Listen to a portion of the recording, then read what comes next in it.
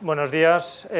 Vamos a empezar la sesión de hoy con una exposición sobre las redes sociales. Yo voy a hacer una primera introducción de contexto y luego mi compañera Lucía Casajús, que es la persona que colabora dentro del Servei de Comunicació i Publicacions en la gestión de las redes sociales de la Universitat Jaume I, entrará ya más en detalle en la gestión de redes sociales y llevará a cabo una práctica para que hagáis también un poco de ejercicio in situ, ¿vale?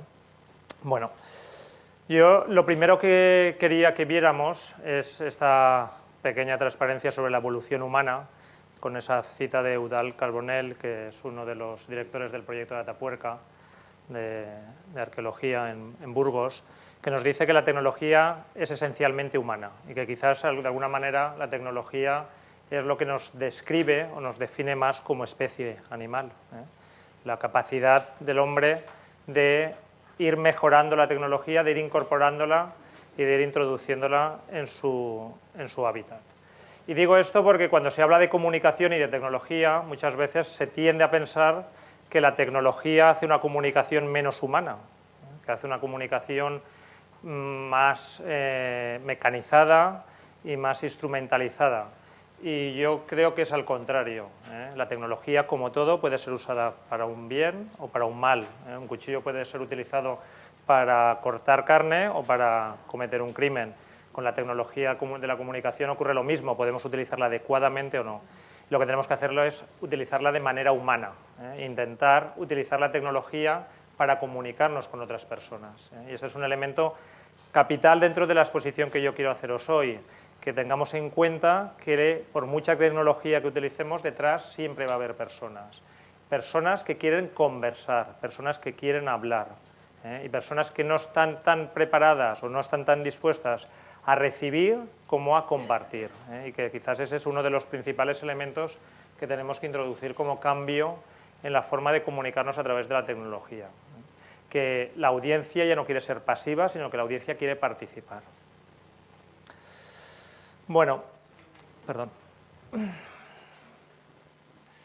¿Qué querría que viéramos yo hoy en esta hora intensa de exposición? Pues me gustaría que os quedarais con 4 ideas, fundamentalmente. Primero, que conozcáis cuál es el sistema de comunicación social, ¿eh? Hablamos de redes sociales, hablamos de comunicación social, hablamos de Web 2.0, pero todo esto forma parte de un sistema.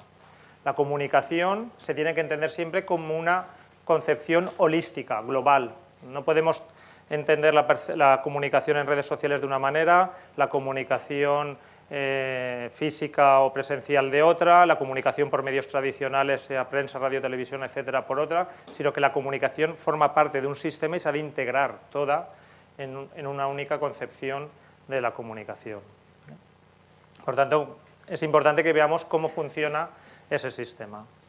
Quisiera también daros unas pinceladas sobre cuál es el actual panorama de las redes sociales, cuáles son las redes sociales que están en funcionamiento, cuáles son las emergentes, cómo se está distribuyendo un poco la audiencia. Conocer el funcionamiento de las comunidades online, porque al final de lo que vamos a hablar es de comunidades, porque las redes no son más que un instrumento para ponernos en relación con personas, ¿eh? Y esas personas se agrupan a través de comunidades. Podemos trabajar las redes como herramienta, pero si detrás no hay una comunidad, si detrás no hay personas, la herramienta no nos va a servir para nada. Volvemos al ejemplo del cuchillo. Podemos tener un cuchillo muy afilado, pero si no lo utilizamos adecuadamente no nos va a servir para nada. Y para ello, lo más importante cuando abordemos un proceso de comunicación en redes sociales es tener un plan, tener una idea clara de qué queremos comunicar, a quién queremos comunicar y por qué queremos hacer esa comunicación. Y daremos unas pinceladas de ello también, ¿vale? Bueno, veamos entonces, por tanto, cuál es el sistema de comunicación social. Cuando hablamos de comunicación en redes sociales o de comunicación en medios sociales, lo primero que nos viene a la cabeza son Facebook, Twitter y las diferentes plataformas de redes sociales. Pero esa comunicación a través de esa plataforma tiene que tener un punto central cuando hablamos de una comunicación, como en este caso de un grupo de investigación o de un investigador, ¿eh? Porque ese grupo y ese comunicador no pueden tener una única presencia en redes sociales alejada de otros mecanismos o de otros sistemas de comunicación, ¿vale? Vamos a un sistema, y el centro de ese sistema es la web. En la comunicación online, la web o el blog, la página web del grupo o del investigador es el eje de ese sistema de comunicación social. ¿Por qué? Porque es el único elemento sobre el cual vamos a poder tener el control absoluto, ¿eh? Si vosotros como grupo de investigación o como investigadores tenéis una página web propia, esa página estará alojada o bien en el servidor de la universidad o bien en un proveedor de servicios que hayáis contratado, pero será un servicio propio, no dependeréis de terceros.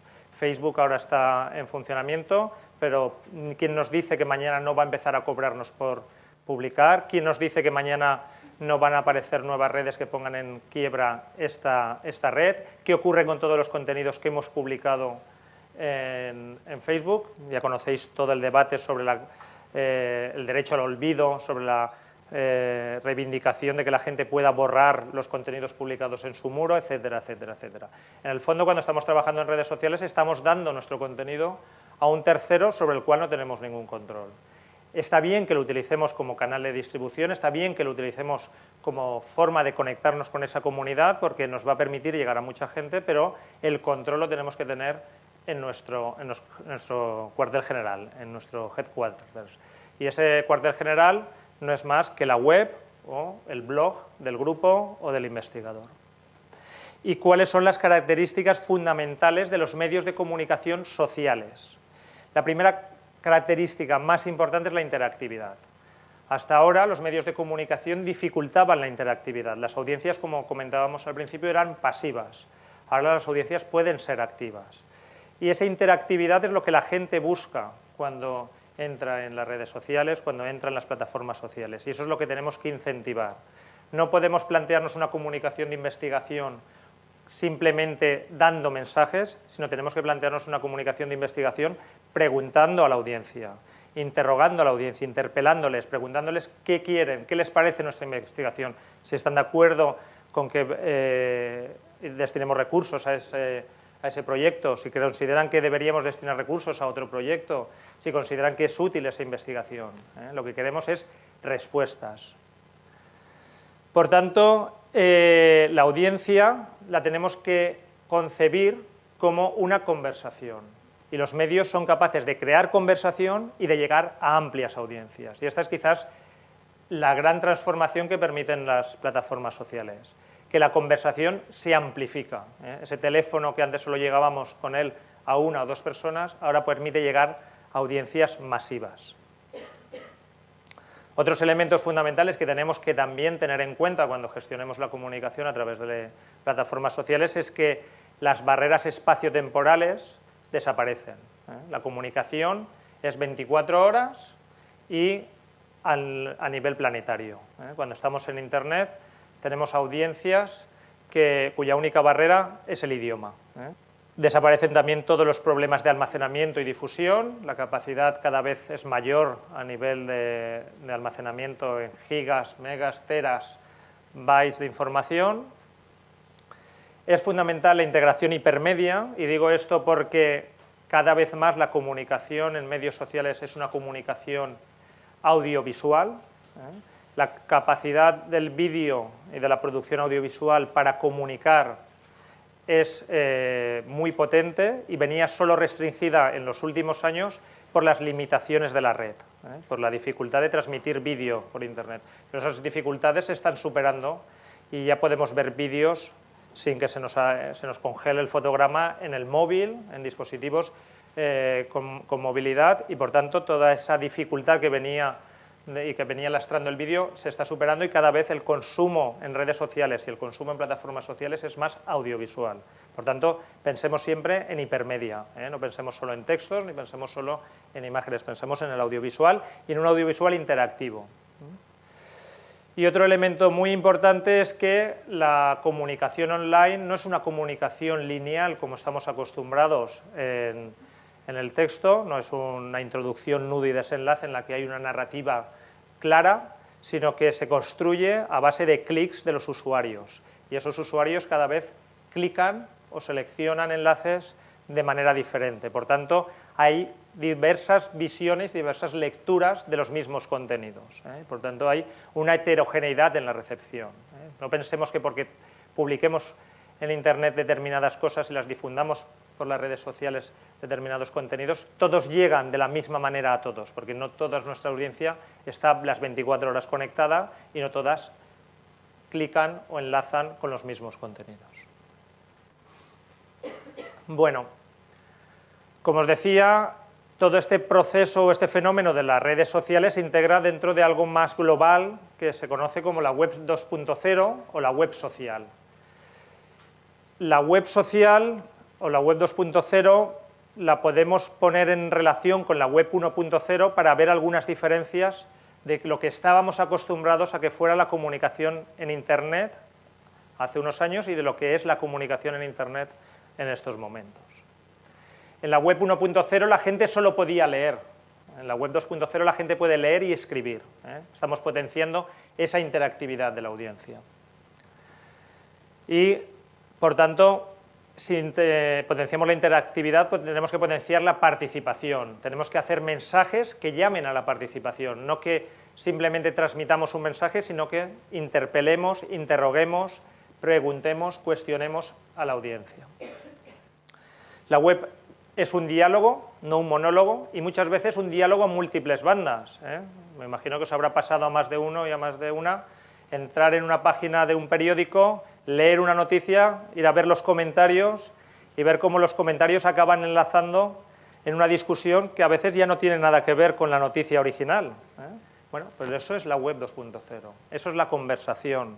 Y ahí también, en esa conversación que se desarrolla al margen de la noticia original, también hay información y también hay contenido y también hay relación y también hay comunidad y también hay un grupo humano, que es, como decía al principio, hacia donde nos tenemos que dirigir.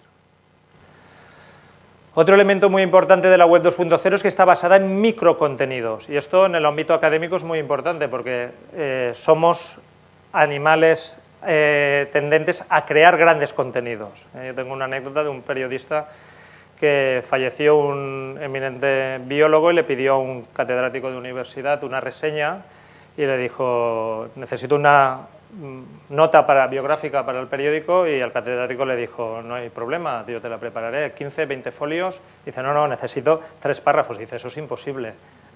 Le resultaba muy complicado resumir la biografía de su maestro en 3 párrafos, ¿no? Bueno, pero eso es lo que busca la gente en la web 2.0. Busca pequeños contenidos muy sintéticos en lo que esté lo esencial. ¿Y por qué en pequeños contenidos? ¿Por qué la importancia del microcontenido? Por el tiempo, porque cada vez consumimos más contenido en menos tiempo, pero sobre todo, y esto es muy importante, porque los microcontenidos se pueden compartir. Cuando estamos hablando de la web 2.0, hablamos de que los contenidos se sindican, se cogen de una web y se envían a otra, se enlazan. Cuando los contenidos son enormes, esa sindicación es más complicada. Entonces, la web 2.0 potencia los microcontenidos no solo por el tiempo de consumo de la información, que cada vez es menor, sino también por la importancia o por la capacidad de compartir esos contenidos. Y si nuestros contenidos se comparten, nuestros contenidos van a llegar a una audiencia mayor. Bueno, y para acabar con esta primera visión de lo que es el sistema de la comunicación social, quisiera poneros también una nota de realidad sobre la web 2.0, sobre la web social, sobre la web participativa. Se dice que estamos con una tecnología que favorece la participación, estamos ante una tecnología que favorece la interacción, pero lo cierto es que esa interacción no se da todavía en su totalidad y que es todavía muy limitada. Tenéis en la transparencia una imagen de Jakob Nielsen. Jakob Nielsen es uno de los analistas más importantes en temas de usabilidad y comunicación web, que tiene una página web que es www.usit.com, en el que hay mucha información sobre el tema de comunicación online que os recomiendo que visitéis. Bueno, ¿qué nos dice Nielsen? Nielsen nos dice: sí, es fantástica la capacidad de la tecnología para participar, pero realmente hay una desigualdad en la participación. ¿Qué significa que hay una desigualdad en la participación? Que no todo el mundo participa igual, que no todo el mundo es igual de activo en las redes sociales, que no todo el mundo aprovecha de la misma manera la tecnología social. El 90% de los usuarios de las redes sociales son pasivos. ¿Qué significa? Que siguen consumiendo contenidos de manera de lectura. No comparten, no comentan, no interactúan, simplemente leen. Os habrá pasado, yo siempre que comento esta pirámide con su homóloga pirámide invertida, comento siempre la anécdota personal. Os habrá pasado que publicáis en vuestro muro de Facebook, os ponen un me gusta o dos, pero luego te encuentras a alguien y te dicen, ya te vi el otro día que estabas en no sé dónde, y dices, hombre, pero si me viste, no me has comentado, y te ha visto todo el mundo, pero nadie te ha comentado, ¿no? Bueno, ¿por qué? Porque hay un 90% que es pasivo, consume, pero no participa. Hay un 9% de usuarios que Nielsen llama contribuyentes intermitentes, es decir, que bueno, consumen contenido y de cuando en cuando le dan un me gusta, de cuando en cuando comparten alguno de ese contenido, de cuando en cuando publican algún contenido propio, y hay un 1% que Nielsen llama los heavy contributors, los grandes contribuyentes, que son esas personas que también os pasarán vuestro muro, que publican hasta cuando van al lavabo. Cada vez que hacen alguna cosa están constantemente publicando en su muro. Y esta es, bueno, oye, este señor como tiene, o esta señora como tiene tiempo para publicar tanto, ¿no? Bueno, pues eso, si lo leemos desde el punto de vista de la comunicación, lo que tenemos es que el 90% de las publicaciones están realizadas por el 1% de los usuarios de las redes sociales, que el 10% de las publicaciones están siendo publicadas por el 9% de los usuarios y que hay un 90% de usuarios que no publican. Hay un 90% de usuarios que todavía hacen un uso 1.0 de la tecnología 2.0. ¿Vale? Bueno, y este es un poco el panorama del sistema de comunicación social. Un sistema que, insisto, cuando lo abordéis, cuando lo decidáis incorporar a vuestra comunicación como investigadores o como grupo de investigación, debéis circunscribirlo e integrarlo dentro de una visión global de la comunicación que tenga como punto cardinal, como cuartel general, el web o el blog del grupo o del investigador.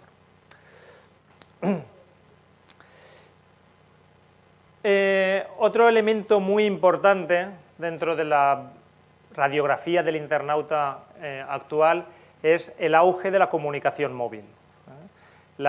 El uso de los dispositivos, ya sean teléfonos inteligentes o ya sean tabletas, para acceder a Internet. El 80% utiliza diariamente dispositivos móviles para conectarse a Internet. Esto es importante que lo tengamos en cuenta porque si nuestro web o nuestro blog va a ser el cuartel general de nuestra comunicación, tiene que ser un blog que sea web responsive, que sea adaptado a los dispositivos, que se pueda visualizar bien en una pantalla tan pequeña como esta, o no tan pequeña, pero con unas características y unas limitaciones muy determinadas. ¿Vale?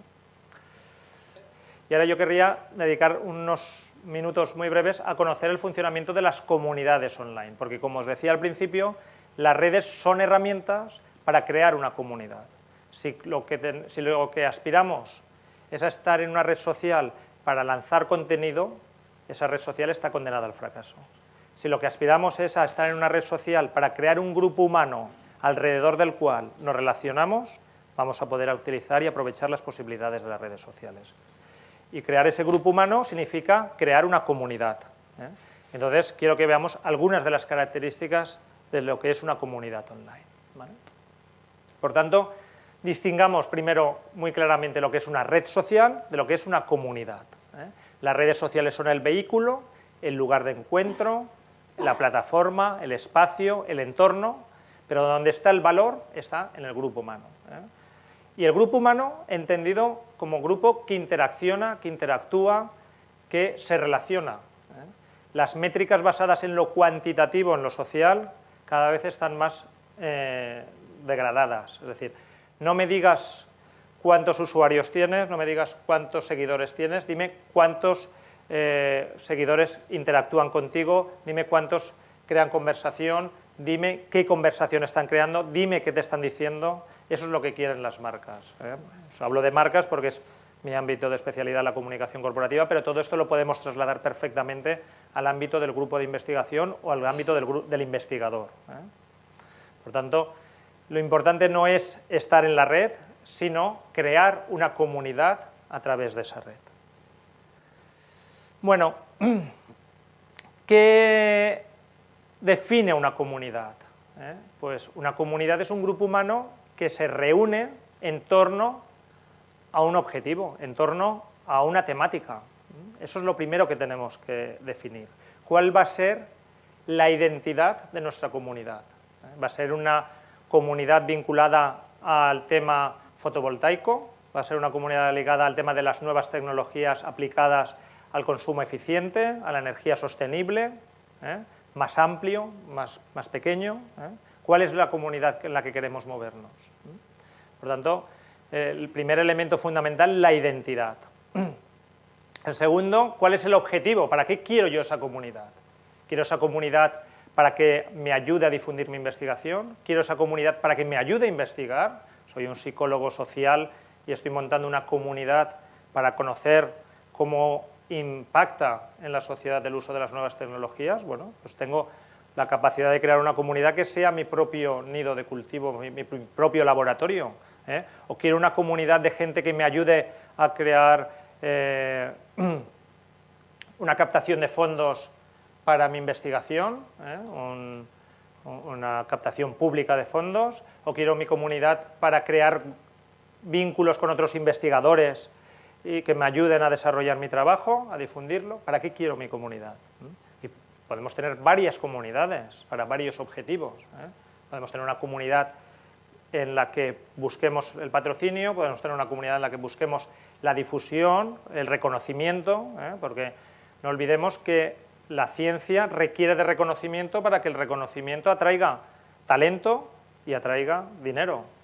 Dos aspectos fundamentales para que la ciencia progrese. Bueno, y cuando hablamos de comunidades diferentes en función de objetivos diferentes, pueden haber personas que formen parte de diversas comunidades. Puede haber gente que forme parte de la comunidad que estoy potenciando para captar recursos y la misma persona forme parte de otra comunidad que estoy potenciando para divulgar mi investigación o para difundirla o para desarrollarla, etc. Bueno, por tanto, identidad, objetivo, integrantes. Los miembros de la comunidad son las personas que forman la comunidad y dentro de esa comunidad hay roles, hay funciones dentro de la comunidad. Tenemos que tener a alguien que dinamice la comunidad, que promueva esa participación y esa interacción. No necesariamente tiene que ser el investigador, puede ser alguien de su equipo o puede ser alguien de la comunidad a la que periódicamente le vamos a dar información para que la comparta dentro de esa comunidad en relación a lo que está haciendo nuestro grupo de investigación. Y no es ninguno de nuestros investigadores, pero es una persona con la que hemos contactado, forma parte de nuestra comunidad y nos ha demostrado que tiene un conocimiento suficiente para hacer ese intercambio de información y es una persona con la que podemos confiar y delegar esa función de interacción y de promover la participación. Luego tenemos el medio. El medio es la plataforma. Hemos hablado de Facebook, hemos hablado de Twitter, hemos hablado de YouTube, hemos hablado de diversas redes sociales. La jerarquía. Toda comunidad tiene una jerarquía. Hay unos roles y hay también una jerarquía. Tiene que haber una persona que ejerza el liderazgo dentro de la comunidad y tiene que haber, fundamental, unas normas. Es decir, qué se permite y qué no se permite en la comunidad. Qué comentarios se aceptan y qué comentarios no se aceptan. Y esas normas es fundamental que las elaboremos previamente a constituir la comunidad y que le digamos, estas son mis normas, esta es mi constitución, si usted la quiere puede entrar y formar parte de mi comunidad, pero una vez ha entrado en mi comunidad las tiene que acatar. Si usted no las quiere, usted es muy libre de no entrar en mi comunidad. Lo que no podemos hacer es ir modificando las normas sobre la marcha e ir cambiándolas, porque entonces los miembros de esa comunidad dicen, oiga, cuando yo me incorporé a este grupo, aquí podíamos cuestionar el uso de la energía nuclear y ahora usted me está diciendo que no lo podemos cuestionar. Bueno, esto me lo tenía que haber dicho usted cuando me di de alta en su comunidad. No podemos ir cambiando las normas del partido a mitad de encuentro. ¿Vale? Sí, adelante.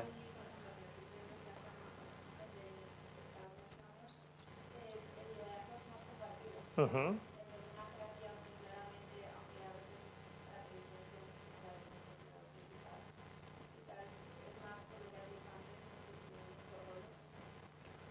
La jerarquía habla de orden, pero no pensemos tampoco en una jerarquía piramidal, al estilo antiguo egipcio donde estaba el gran faraón.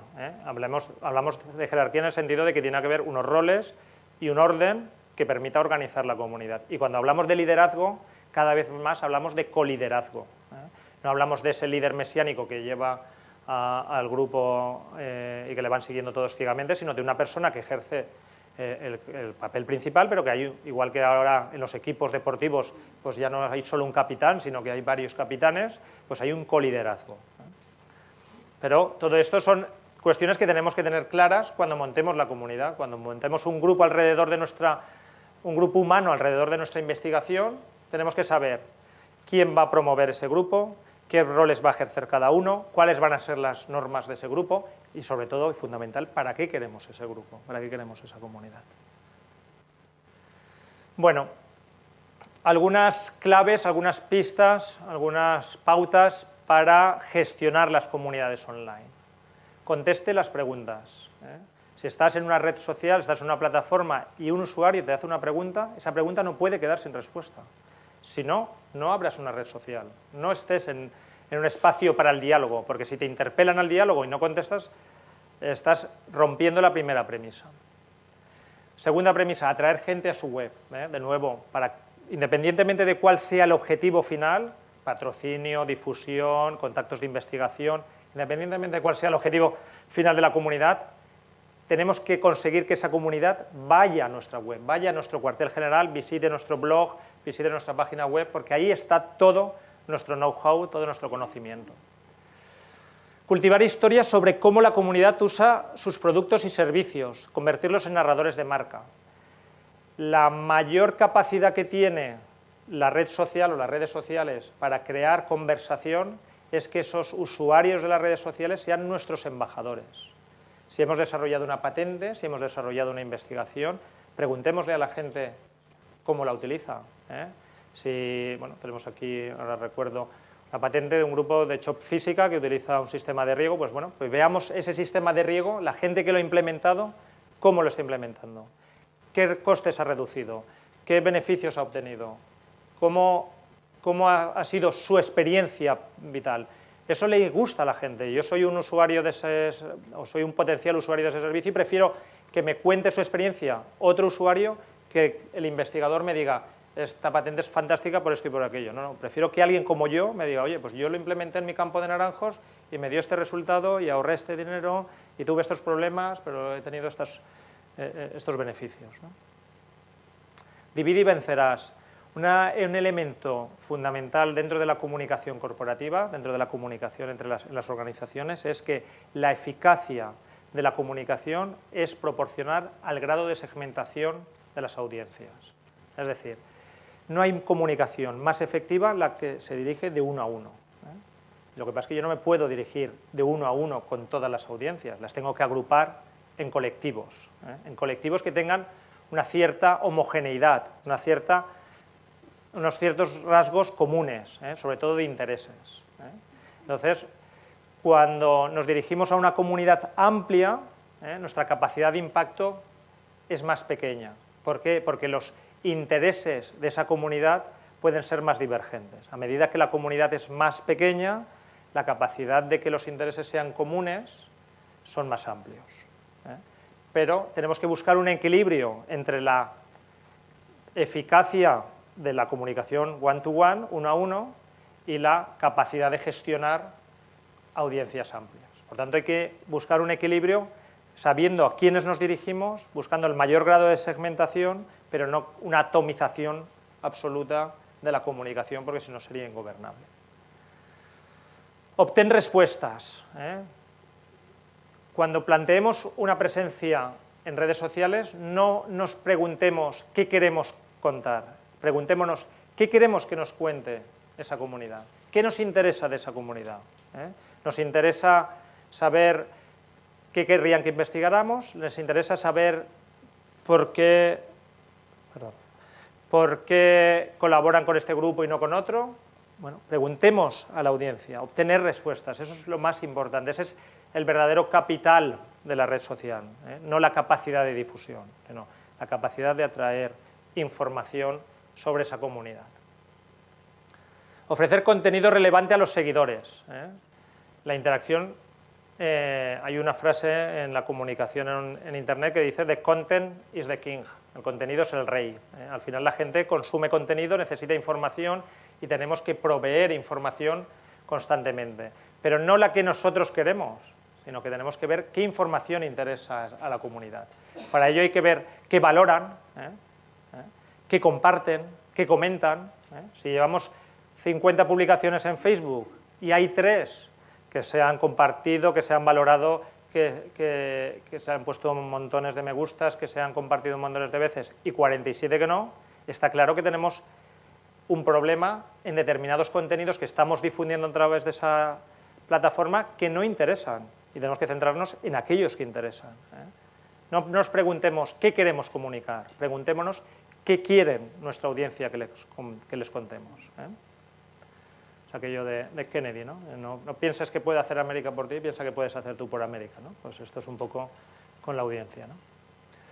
Revisar la estrategia de contenidos a lo largo del tiempo. No hay nada más cambiante que la comunicación y no hay nada más cambiante que la comunicación online. Veremos un poco unas pinceladas de cómo hacer un plan, tenemos que tener un plan, pero un plan no significa que tengamos que seguirlo hasta el final, significa que tenemos que ir adaptándolo porque en la comunicación y sobre todo en la comunicación online todo va evolucionando, por tanto hay que ser flexibles en cuanto a qué publicar, cuándo publicar. A veces tenemos, sobre todo la gente que hace esos cursos de community manager, que cogen una plantilla y hay que publicar tantos posts, tantos días, a tal hora. Bueno, eso será así si la comunidad está respondiendo a esa estrategia. Si vemos que la comunidad no está respondiendo a esa estrategia, esa plantilla de publicación es una máquina que lanza mensajes y no crea diálogo. Y volvemos a lo que hablábamos al principio. Tenemos que crear diálogo y tenemos que crear un grupo humano con el que queremos relacionarnos. Honestidad ante todo. Afrontar críticas con sinceridad y objetividad. Cuando nos ponemos en una plataforma social nos exponemos a la crítica, nos exponemos a los comentarios negativos, nos exponemos a la ira de la gente, nos exponemos a muchos problemas. Bueno, tenemos que tener claro, como decía antes, unas normas, sobre todo de urbanidad, de qué comentarios se permiten y qué comentarios no se permiten a nivel de insultos, a nivel de utilización de determinadas palabras, pero si somos un grupo de experimentación animal y viene un grupo de defensa de los animales y nos critica, y nos critica educadamente y nos critica con argumentaciones, pues tenemos que afrontar esas críticas y darles respuesta. Otra cosa es que venga allí alguien y empieza a decir, son ustedes unos asesinos. Bueno, pues las cosas se pueden plantear adecuadamente porque estas son mis normas, no se van a permitir insultos, pero yo acepto las críticas porque yo, para promover el diálogo, lo primero que tengo que hacer es aceptar las críticas. Bueno, cosa que muchos de nuestros gobernantes no entienden, pero bueno. El ingenio es memorable. Cuando vayamos a publicar, pensemos cómo contar las cosas.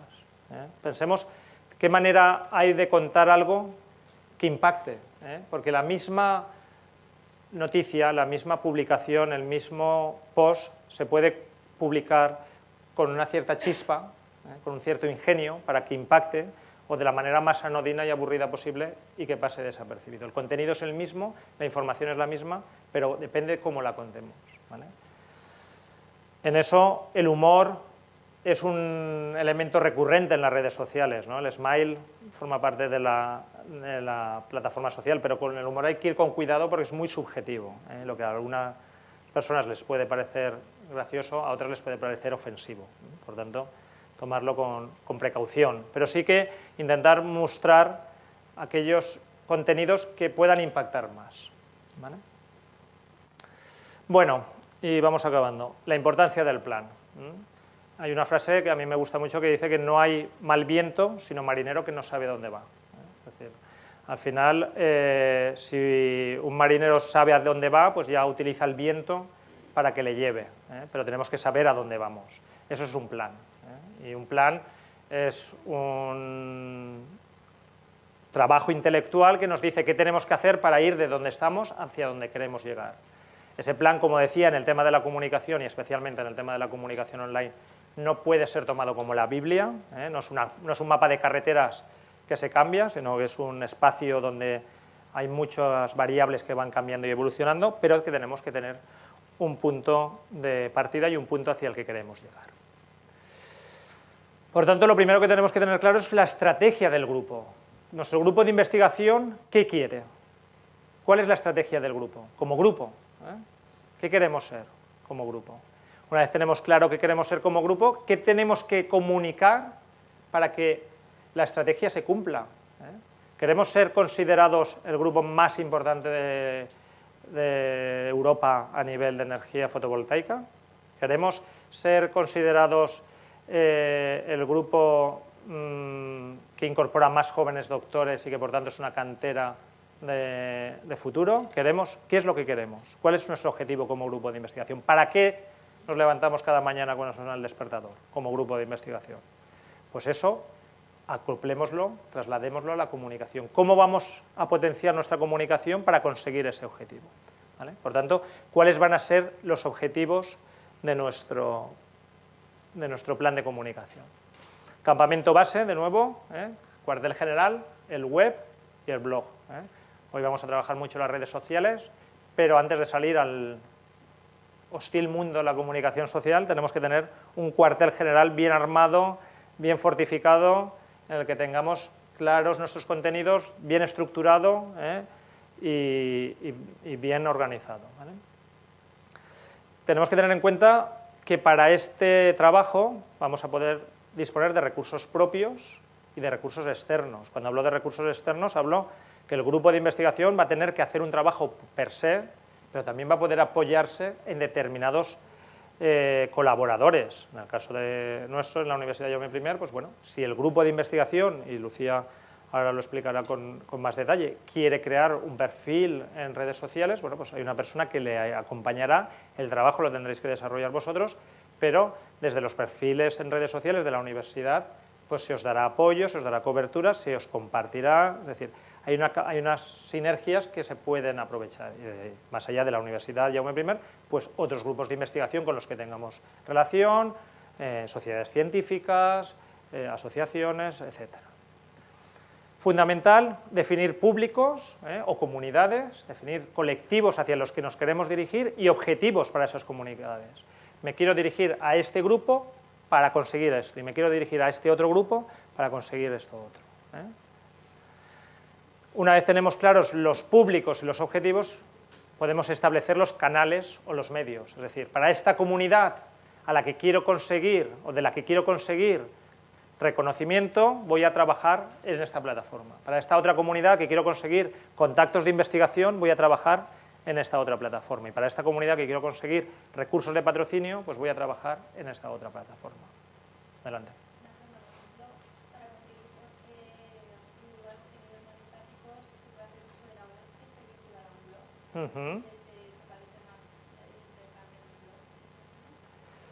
Realmente la web y el blog cada vez es una frontera más difusa. De alguna manera, la diferencia fundamental entre un blog y una web es que el blog, en teoría, permite comentarios y la web no. Lo digo en teoría porque cada vez las webs ya permiten comentarios. Entonces, ¿qué diferencia hay entre un web y un blog?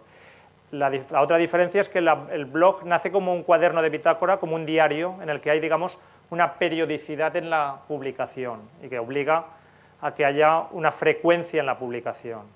Pero cada vez más las webs requieren una actualización constante, porque no hay nada peor que irte a una página web y ver que está hablando de algo que el grupo investigó hace 2 años, o 3 años, o 5 años. Dice, bueno, este grupo en estos 2 últimos años no ha hecho nada, no ha publicado nada, no ha investigado nada.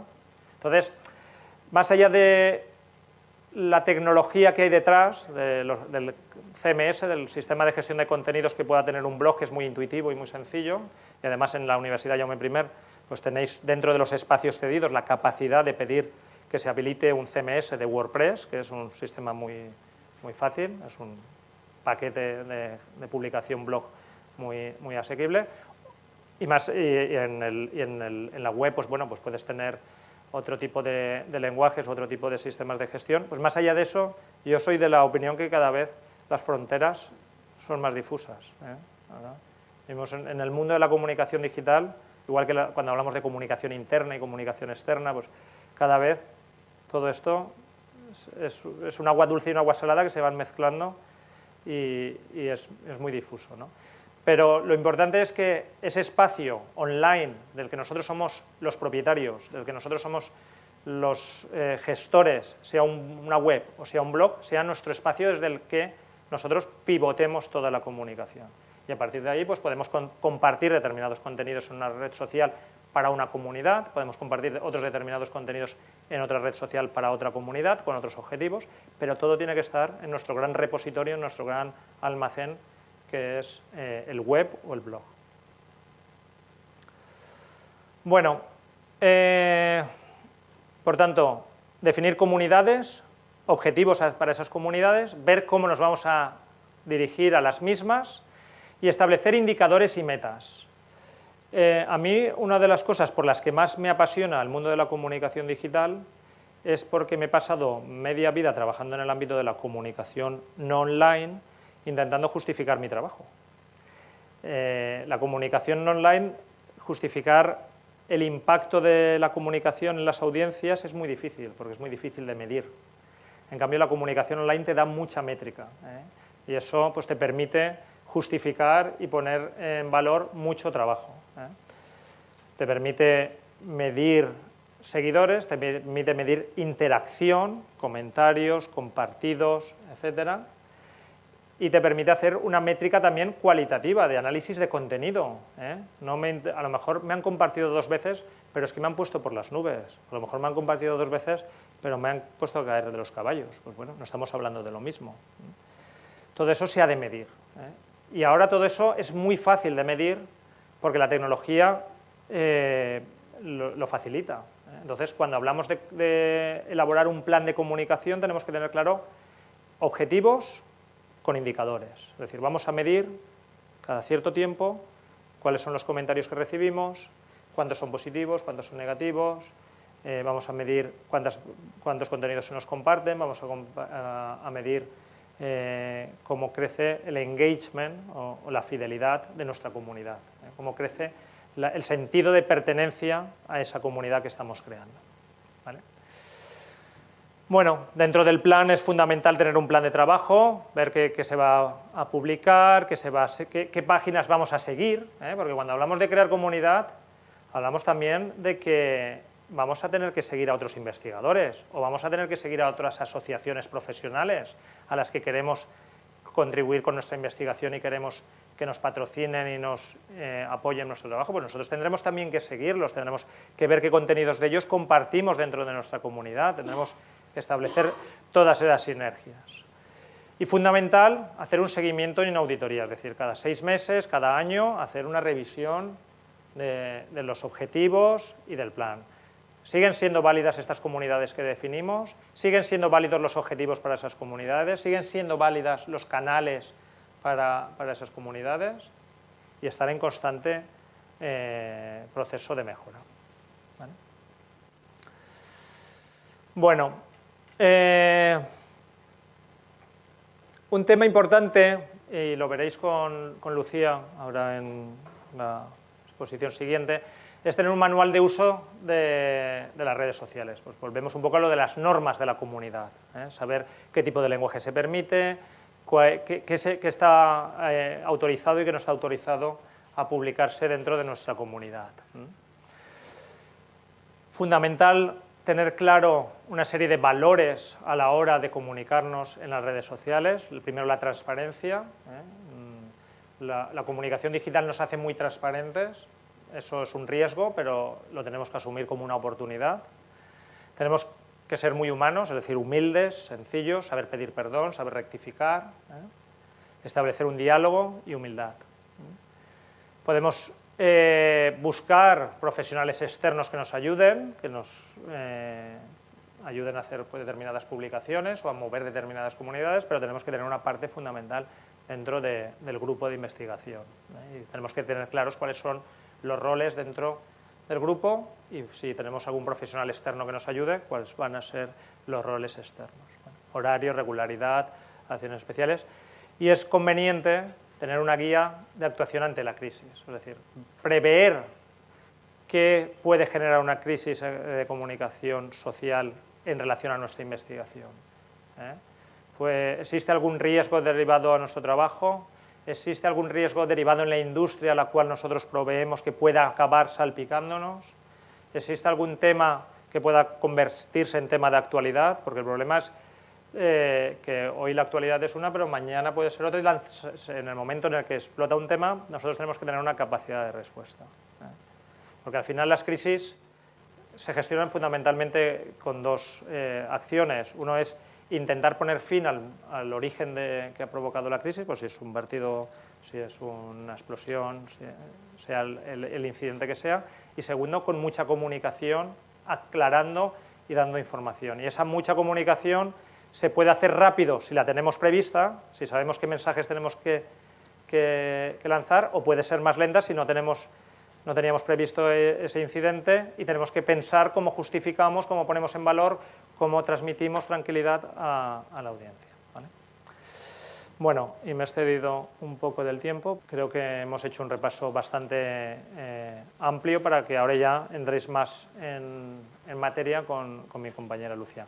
Antes de darle paso, no sé si tenéis alguna pregunta para acabar. ¿Nada? Bueno, pues un placer. Os dejaremos las transparencias y Lucía os comentará también toda la cuestión de las plataformas sociales de la Universidad Jaume I y nos tenéis a vuestro servicio para cualquier cuestión que necesitéis en este ámbito. ¿De acuerdo?